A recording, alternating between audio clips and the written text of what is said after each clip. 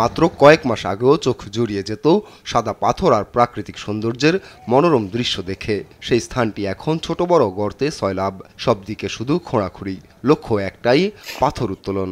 এমন দৃশ্য সিলেটের কোম্পানীগঞ্জ উপজেলার ভোলাগঞ্জ সাদা পাথর পর্যটন কেন্দ্রে। সিলেট জেলায় মোট পাথর কোয়ারি রয়েছে ৮টি। এর বাইরে আরও অন্তত 10টি জায়গা থেকে অবৈধভাবে পাথর তোলা হচ্ছে। বিগত বছরগুলোর তুলনায় গত কয়েক মাসে কয়েক গুণ বেশি পাথর উত্তোলন করা হয় বলে দাবি এলাকাবাসীর। কোনো পাথর নেই, সব পাথর আস্তে আস্তে লুট হয়ে যাচ্ছে।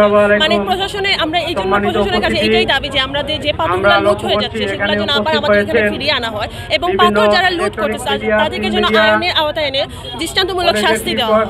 এটা বন্ধ হচ্ছে না, কারণ প্রশাসন এটার সাথে ওতপ্রোতভাবে জড়িত।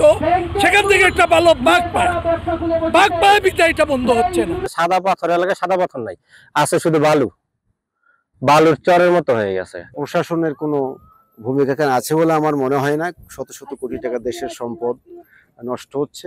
সরকারের নিষেধাজ্ঞা থাকলেও অবৈধভাবে পাথর উত্তোলনের অভিযোগ রয়েছে স্থানীয় রাজনৈতিক নেতাকর্মীদের বিরুদ্ধে। তবে অভিযুক্তদের বিরুদ্ধে ব্যবস্থা নেওয়ার কথা জানিয়েছেন বিএনপির এই নেতা। এরকম একটি অনৈতিক কাজে বাংলাদেশের সর্ববৃহত্তম রাজনৈতিক দল বিএনপির কোন নেতাকর্মী জড়িত থাকতে পারে না। ফ্যাসিবাদ বিদায় হওয়ার পরে আমাদের দলে যারা এই সমস্ত অন্যায়ের সাথে যারা নিজেকে জড়ানোর চেষ্টা করেছেন, দল তাদের বিরুদ্ধে সাংগঠনিক ব্যবস্থা নিয়েছে। প্রকাশ্যে পাথর উত্তোলনের ঘটনায় প্রশাসনের গাফিলতিকে দায়ী করছেন সচেতন নাগরিকরা। প্রশাসন যেখানে নীরব, আমরা সাধারণ মানুষ কি করব?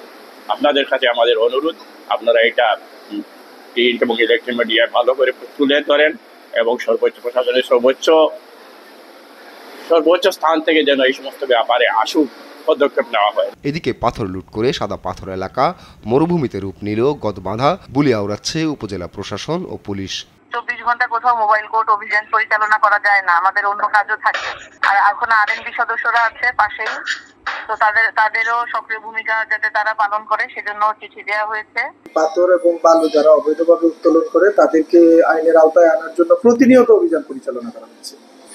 টাস্ক ফোর্সের মাধ্যমে করা হচ্ছে, পুলিশ নিজে করতেছে। তারপরে আপনার আমাদের যে বিজিবি আছে তারা, আমরা সবাই মিলে সম্মিলিতভাবে অভিযান পরিচালনা করছি। জরিমানা করা হচ্ছে, তাদেরকে আটক করা হচ্ছে, বিভিন্নভাবেই তো আমরা সর্বোচ্চ চেষ্টাটুকু করতেছি।